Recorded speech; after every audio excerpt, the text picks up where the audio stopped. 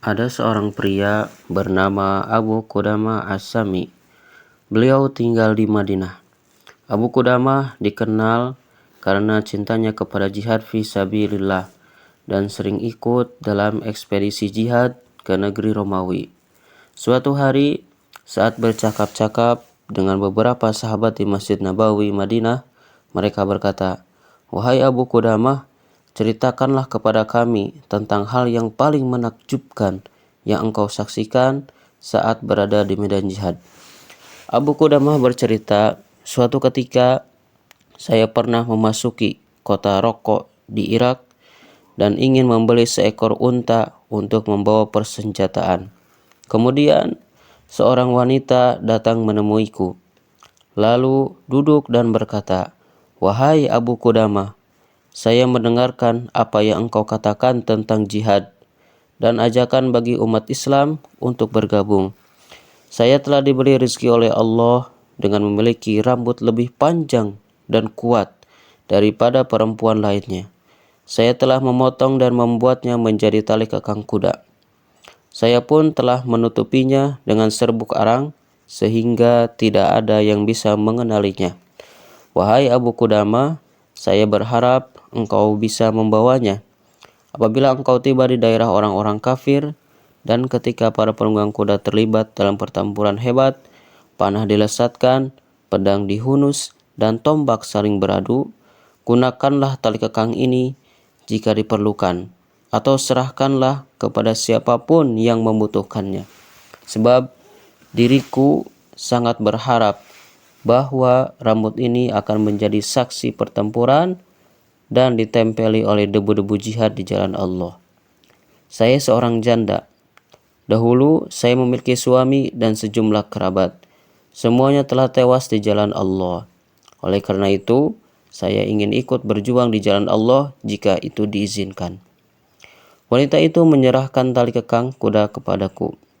Kemudian ia berkata lagi, "Wahai Abu Qudamah, ketahuilah bahwa suamiku meninggalkan seorang putra terbaik di antara para pemuda di sini. Dia belajar Al-Quran, seni pedang, serta memanah. Ia selalu bangun untuk sholat pada malam hari dan diteruskan puasa pada siang harinya. Umurnya 15 tahun. Dia sekarang sedang bekerja menggarap tanah peninggalan ayahnya.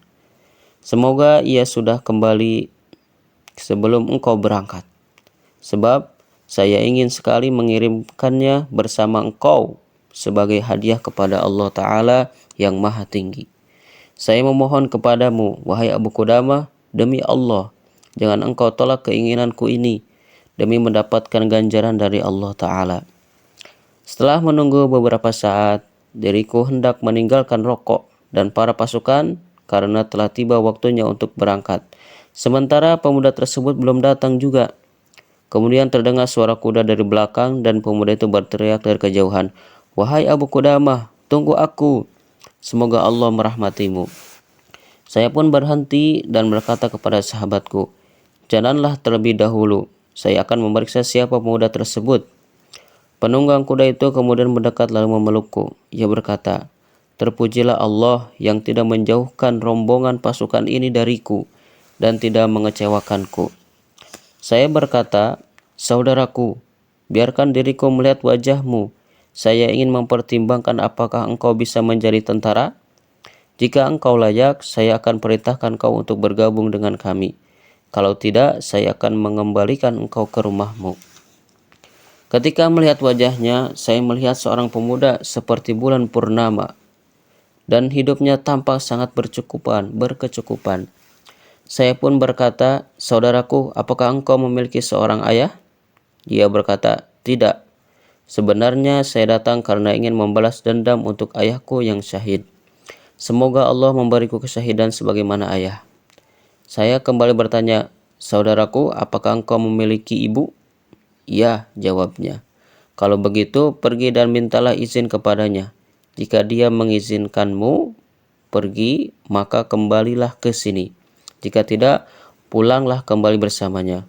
Pemuda itu berkata, "Wahai Abu Qudamah, apakah engkau tidak mengenaliku?" "Tidak." Dia berkata, Saya adalah anak dari perempuan yang memberi engkau amanah, yaitu tali kekang dari rambut. Apakah engkau lupa permintaan ibuku?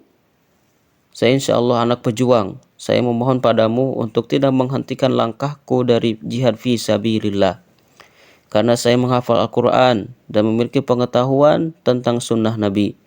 Saya pun berpengalaman dalam menunggang kuda dan menembak. Selain itu, saya juga seorang petarung. Oleh karena itu, jangan memandang remeh usiaku. Ibuku telah bersumpah bahwa diriku jangan pernah datang kembali. Ibu berkata, wahai anakku, jika engkau bertemu orang-orang kafir, jangan kau berpaling dari mereka. Tawarkan jiwamu kepada Allah. Berusahalah untuk selalu dekat dengan Allah. Ayah dan paman menunggumu di surga. Jika Allah memberimu kesyahidan, maka doakanlah ibumu ini, sebab ibu menemukan hadis yang berkata bahwa seorang yang mati syahid dapat memberi syafaat kepada 70 kerabat dan 70 orang tetangganya. Dia kemudian memelukku, mengangkat kepalanya dan mengatakan, ya Allah, Sang Maharaja, ini adalah anakku, bunga hatiku. Saya menyerahkannya kepadamu. Ambillah ia untuk menemui ayahnya. Ketika mendengar kata-kata pemuda itu, saya menangis dan hati saya karakter yang baik, keindahan masa mudanya, kasih sayang ibunya, dan yang membuatku takjub adalah kesabaran dalam dirinya. Kami pun melanjutkan perjalanan. Kami beristirahat pada malam hari, kemudian melanjutkan kembali keesokan harinya. Setiap saat pemuda itu tidak berhenti berzikir kepada Allah dan memuliakannya. Saya mengamati gerak-geriknya. Ia terlihat piawai dalam menunggang kuda. Tatkala kami istirahat, ia menjadi pelayan yang baik. Ketika semakin dekat dengan daerah musuh, ia memperkuat tekad kami. Semangatnya membentengi, hatinya memurnikan niat, dan tanda-tanda kebahagiaan ada pada dirinya. Kami melanjutkan perjalanan sampai begitu dekat dengan daerah musuh. Ketika sampai di perbatasan, matahari mulai tenggelam. Pemuda itu memasak makanan bagi kami untuk berbuka puasa. Ketika sudah cukup melayani dan nampak letih tubuhnya, dia pun tertidur. Saya bisa melihatnya tersenyum saat tidurnya. Ketika terbangun, saya berkata kepadanya, saudaraku, saya melihatmu tersenyum saat tidur. Dia menjawab, saya melihat mimpi yang sungguh sangat indah dan menyenangkan sehingga membuatku tertawa. Apa yang kau lihat? Dia berkata, saya melihat diriku berada dalam sebuah taman hijau yang sangat indah. Saya bebas berlarian di dalamnya. Kemudian saya melihat sebuah istana yang terbuat dari perak. Balkonnya terbuat dari mutiara dan perhiasan. Pintunya terbuat dari emas dan tirainya diturunkan. Ia melanjutkan ceritanya. Saya kemudian melihat beberapa pelayan, wajahnya seperti bulan purnama sedang mengangkat tirai. Setelah melihatku, mereka mengatakan, selamat datang. Saya kemudian mendengar beberapa dari mereka berkata kepada yang lain, inilah suami Mardiyah. Mereka kemudian mengatakan kepadaku, masuklah, semoga Allah merahmati engkau. Ketika mendekat, saya melihat sebuah ruangan di atas istana. Ruangan itu terbuat dari emas merah. Di dalamnya ada ranjang hijau yang terbuat dari permata dan kaki ranjangnya berwarna putih cerah. Ada seorang gadis cantik di atas tempat tidur yang wajahnya bersinar bagaikan matahari.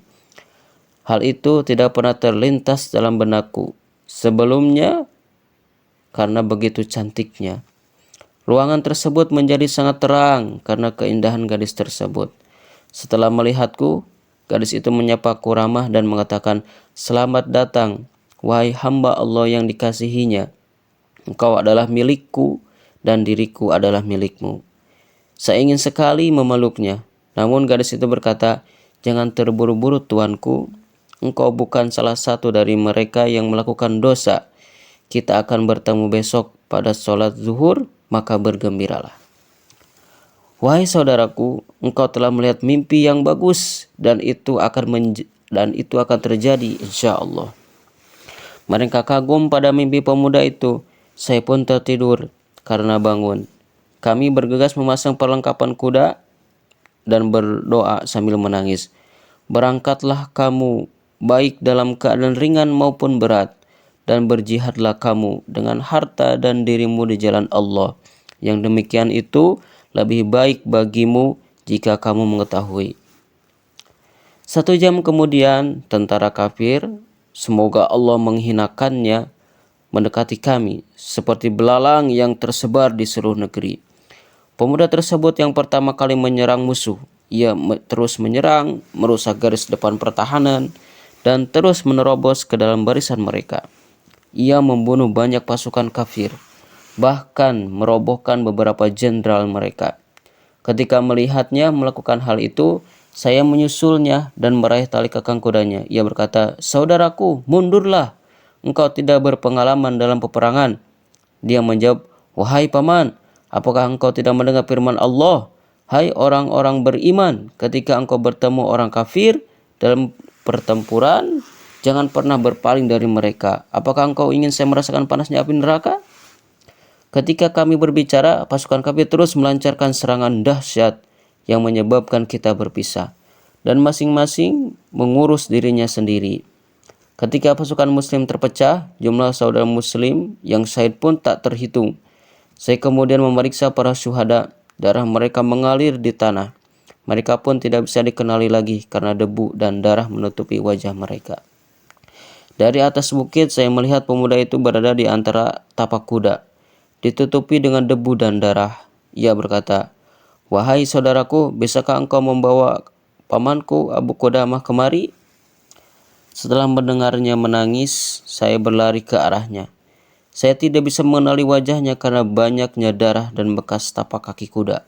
Saya berkata, "Saya di sini, saya Abu Qudamah." Dia berkata, "Wahai paman, demi Tuhan Ka'bah, mimpiku telah menjadi kenyataan. Saya anak pemilik tali kekang itu."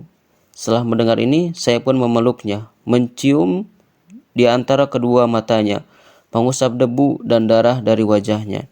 Kemudian berkata, "Wahai kekasihku, jangan lupakan pamanmu Abu Qudamah. Doakan diriku di antara orang-orang yang kau beri syafaat pada hari kiamat." Dia menjawab, "Orang-orang seperti engkau tidak akan pernah saya lupakan. Engkau menyeka wajahku dengan jubahmu. Cukup jubahmu saja, paman.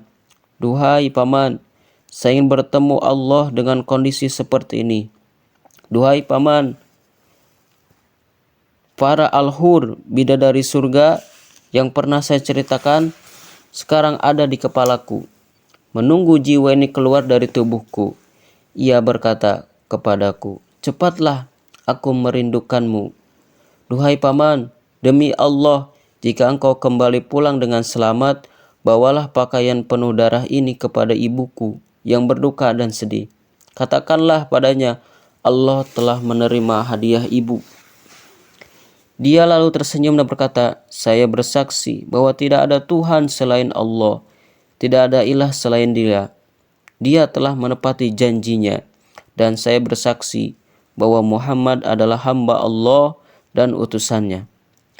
Inilah yang Allah dan Rasulnya telah janjikan kepada kita. Allah dan Rasulnya benar-benar telah menepati janji mereka." Jiwanya kemudian meninggalkan tubuhnya dengan sangat tenang. Kami kemudian menutupi jasadnya dengan pakaian yang ia kenakan, lalu menguburnya. Semoga Allah meridhoinya dan juga kami. Ketika kembali dari peperangan dan memasuki rokok, saya menuju rumah sang ibu. Dia keluar dan tampak sangat khawatir. Saya menyapanya. Dia menjawab salam dan berkata, "Apakah engkau datang sebagai pemenang atau sebagai pecundang?" Dia berkata lagi, "Jika anakmu telah kembali dengan aman, maka engkau memang pemenang. Jika ia syahid di jalan Allah, maka engkau kalah." Saya berkata, "Bersukacitalah duhai ibu, karena Allah telah menerima hadiahmu." Setelah mendengar hal tersebut, ia menangis dan berkata, "Apakah dia menerimanya?" "Ya." Kemudian ia berkata, "Segala puji bagi Allah yang telah menerimanya untukku pada hari kiamat." Semoga Allah Ta'ala memberi kita hidayah untuk mengambil pelajaran yang benar dari kisah ini, serta memberi kita keimanan dan ketakwaan.